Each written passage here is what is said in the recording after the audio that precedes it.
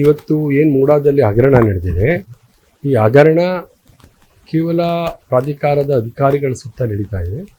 ಸ್ವತಃ ಸರ್ಕಾರದ ಗಮನಕ್ಕೆ ಬಂದಿದ್ದು ಈ ಇಲಾಖೆಯ ಸರ್ಕಾರದ ಸಚಿವಾಲಯ ಅಂದರೆ ಸರ್ಕಾರದ ನಗರಾಭಿವೃದ್ಧಿ ಇಲಾಖೆಯ ಕಾರ್ಯದರ್ಶಿಗಳು ಮತ್ತು ಪ್ರಧಾನ ಕಾರ್ಯದರ್ಶಿಗಳು, ರಾಜ್ಯದ ಮುಖ್ಯ ಕಾರ್ಯದರ್ಶಿಗಳು ಇದ್ರ ಬಗ್ಗೆ ಈಗಾಗಲೇ ಇಲಾಖಾ ತನಿಖೆ ಮಾಡಿ ಇದನ್ನು ಕ್ರಮ ತೆಗೆದುಕೊಳ್ಬೇಕಾಗಿದೆ. ಇದುವರೆಗೂ ಅವರು ತೆಗೆದುಕೊಂಡಿಲ್ಲ ಅಂದರೆ ಅವರು ಕೂಡ ಇದರಲ್ಲಿ ಭಾಗಿದಾರರು ಅನ್ನೋಂಥ ಒಂದು ತೀರ್ಮಾನಕ್ಕೆ ಬರಬೇಕಾಗುತ್ತೆ.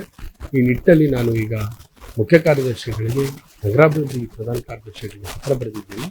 ಇನ್ನೊಂದು ವಾರದೊಳಗೆ ಈಗ ಏನು ಹಗರಣದಲ್ಲಿ 50-50 ಅನುಪಾತ ಮತ್ತು ನಿಯಮ ಮೀರಿ ಬದಲಿ ನಿವೇಶನಗಳಾಗಿದೆ ಅದೆಲ್ಲವನ್ನು ರದ್ದು ಮಾಡಿ ಅಧಿಸೂಚನೆ ಹೊರಡಿಸಬೇಕು.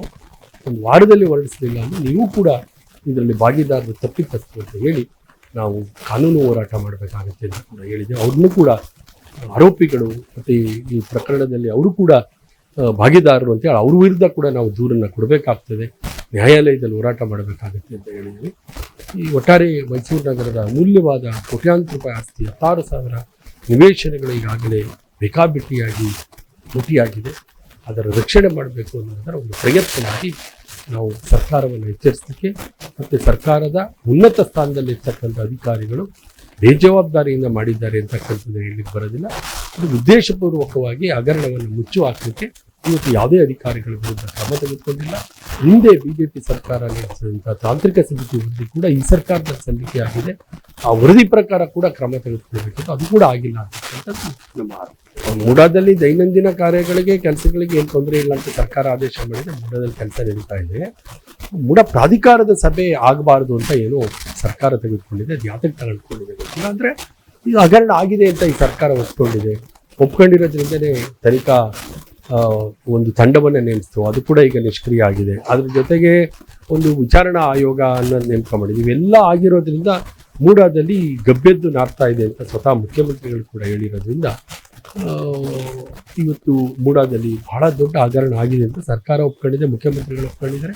ಆದರೆ ಎಲ್ಲೂ ಕ್ರಮ ಆಗ್ತಾ ಇಲ್ಲ. ಕ್ರಮ ಆಗಬೇಕು. ಮತ್ತು ಮೂಡಾದಲ್ಲಿ ಇಂದಿನಂತೆ ನಿಯಮದ ಅಡಿಯಲ್ಲಿ ಸಾರ್ವಜನಿಕರ ತೊಂದರೆ ಆಗದಿರೋ ರೀತಿಯಲ್ಲಿ ಕೆಲಸ ಕಾರ್ಯಗಳು ನಡೀತದೆ. ಯಾಕೆಂದರೆ ಅವರೇ ಅಕ್ರಮವಾಗಿ ನಿವೇಶನ ತಗೊಂಡುಕೊಂಡಿದ್ದಾರೆ, ನಿಯಮ ಬಾಹಿರವಾಗಿ ತೆಗೆದುಕೊಂಡಿದ್ದಾರೆ. ತನಿಖೆ ಮಾಡಿದ್ರೆ ತಾವು ಸಿಗಾಕೊಳ್ತೀವಿ ಅಂತ ತನಿಖೆ ಆಗ್ಲಿಕ್ಕೆ ಬಿಡ್ತಾ ಇಲ್ಲ. ಅವ್ರ ಮೇಲೆ ಕೂಡ ತನಿಖೆ ಆಗ್ಲಿಕ್ಕೆ ಬಿಡ್ತಾ ಇಲ್ಲ. ಹಗರಣದ ತನಿಖೆ ಆಗ್ಲಿಕ್ಕೆ ಬಿಡ್ತಾ ಇಲ್ಲ. ಇಡೀ ಹಗರಣವನ್ನು ಇಡೀ ರಾಜ್ಯ ಕಂಡು ಕೇಳರಿಯದಂಥ ಬಹಳ ದೊಡ್ಡ ಹಗರಣ ಇದು. ಜೊತೆಗೆ ಜನರ ನಿವೇಶನ ಇದು ಇದು ಇವತ್ತು ಆಗಿರ್ತಕ್ಕಂಥದ್ದಕ್ಕೆ ಅನ್ಯಾಯ ಆಗ್ತಾ ಇದೆ ಅಂತಕ್ಕಂಥದ್ದೇ ಮೈಸೂರಿಗಿರಾದ ನಮ್ಮ ಈಗ ಅವೆಲ್ಲ ಸರಿ. ಒಂದು ಅವರು ದಿಕ್ಕು ತಪ್ಪಿಸ್ಲಿಕ್ಕೆ ಅನೇಕ ಕಾರ್ಯಕ್ರಮಗಳ ಹೆಸರಿನಲ್ಲಿ ಹೊರಟಿದ್ದಾರೆ. ಆದರೆ ಆ ದಿಕ್ಕು ತಪ್ಪಾರ್ದು ಅನ್ನೋದಕ್ಕೆ ನಾವು ಹೋರಾಟ ಮಾಡ್ತಾ ಇದ್ದೀವಿ. ಈ ಹಗರಣದಲ್ಲಿ ಪಕ್ಷ, ಜಾತಿ, ಧರ್ಮ ಇದು ಯಾವುದು ಬರಬಾರದು. ಇದು ಮೈಸೂರು ನಗರದ ಅಮೂಲ್ಯವಾದಂಥ 10,000ಕ್ಕೂ ಹೆಚ್ಚು ಬೆಲೆಯುಳ್ಳಂಥ ನಿವೇಶನ. ಈ ನಿವೇಶನಗಳ ಮೂಲಕ 1,00,000 ಜನರಿಗೆ ಸೂರು ಕೊಡ್ಬೋದಾಗಿತ್ತು. ಆ ನಿವೇಶನ ಇವತ್ತು ಲೂಟಿ ಆಗಿದೆ, ದರೋಡೆ ಆಗಿದೆ. ಅದು ವಾಪಸ್ ಪ್ರಾಧಿಕಾರಕ್ಕೆ ಬರಬೇಕನ್ನೋದಕ್ಕಂಥ ಒಂದೇ ಒಂದು ಜನಕಾಳಜಿಯ ಮತ್ತು ಸಾರ್ವಜನಿಕ ಆಸ್ತಿಯನ್ನು, ನಗರಾಭಿವೃದ್ಧಿ ಪ್ರಾಧಿಕಾರದ ಆಸ್ತಿಯನ್ನು ಉಳಿಸ್ತಕ್ಕಂಥ ನಿಟ್ಟಿನಲ್ಲಿ ನಾವು ಅದನ್ನೇ ಹೇಳ್ತಿದ್ದೀವಲ್ಲ. CM ಅವರ 14 ನಿವೇಶನ 10,000 ನಿವೇಶನ ಕೋಟೆ ಕಟ್ಕೊಂಡ್ಬಿಟ್ಟಿದೆ. ಅವ್ರು ಈಗಾಗಲೇ ಅದನ್ನೇ ಸರೆಂಡರ್ ಮಾಡಿ ಕಾನೂನು ಪರಾಮರ್ಶೆ ಕೊಡ್ತಿದ್ರೆ ನಾವು ವೆಲ್ಕಮ್ ಮಾಡ್ತೀವಿ. ಮುಖ್ಯಮಂತ್ರಿಗಳಿಗೆ 10,000 ಅಥವಾ ಕಾಂಗ್ರೆಸ್ನವರಿಗೆ 10,000 ಲೂಟಿ ಆಗಿರೋ ನಿವೇಶನ ಇಂಪಾರ್ಟೆಂಟು, ಮುಖ್ಯಮಂತ್ರಿಗಳ 14 ನಿವೇಶನ ಇಂಪಾರ್ಟೆಂಟ್. ಅದು ಮುಖ್ಯಮಂತ್ರಿಗಳು ಯೋಚನೆ ಮಾಡಬೇಕು, ಕಾರ್ಯಕರ್ತರು. ಅದೇ ಅವರೇ ಇರಲಿ, ಯಾರು ಇರಲಿ, ಅವ್ರಿಗೆ 14 ನಿವೇಶನ ಇಂಪಾರ್ಟೆಂಟು, 10,000 ನಿವೇಶನ ಇಂಪಾರ್ಟೆಂಟು. 10,000 ನಿವೇಶನಕ್ಕೆ ಅವರು ಅದನ್ನು ತ್ಯಾಗ ಮಾಡ್ಬೋದಾಗಿತ್ತು. ತ್ಯಾಗ ಏನು ಮಾಡೋದು ಬೇಕಾಗಿಲ್ಲ. ಕಾನೂನು ಪ್ರಕಾರ ಇದ್ದರೆ ಅದನ್ನು ಪರಾಮರ್ಶೆಗೆ ಒಳಪಡಿಸೋದಕ್ಕೆ ಸರೆಂಡರ್ ಮಾಡಬೇಕಿತ್ತು ಮೂಡಾಗೆ, ಅಲ್ವಾ? ಅದು ಮಾಡಿ ಅಂತ ನಾವು ಹೇಳ್ತಾ ಇರೋದು. ನಮ್ಮ ಕಾಳಜಿ ಇರೋದು 14 ಸೈಟ್ ಮುಖ್ಯಮಂತ್ರಿಗಳು ತಗೊಂಡವ್ರೆ ಅಂತ ಅಲ್ಲ. ಈ 10,000 ನಿವೇಶನ ಲೂಟಿಯಲ್ಲಿ ನೀವೇ ಮುಂದೆ ನಿಂತುಬಿಟ್ಟಿದ್ದೀರಲ್ಲ, ನೀವು ವಾಪಸ್ ಬನ್ನಿ ಅಂತಕ್ಕಂಥದ್ದನ್ನೇ ಅವ್ರು ಸಲಹೆ ಕೊಡ್ತಾ ಇರೋದು. ಇದು ಕುರುಕ್ಷೇತ್ರನೇ 18 ದಿನ ಆಯಿತು. ಈ 18 ದಿನದಲ್ಲಂತೂ ಆಗಲ್ಲ. ಭಾಳ ದೊಡ್ಡ ಹಗರಣ. CBI ತನಿಖೆ ಮಾಡಿದ್ರೆ ಮಾತ್ರ ಏನಾದ್ರು ನ್ಯಾಯ ಸಿಗುತ್ತೆ.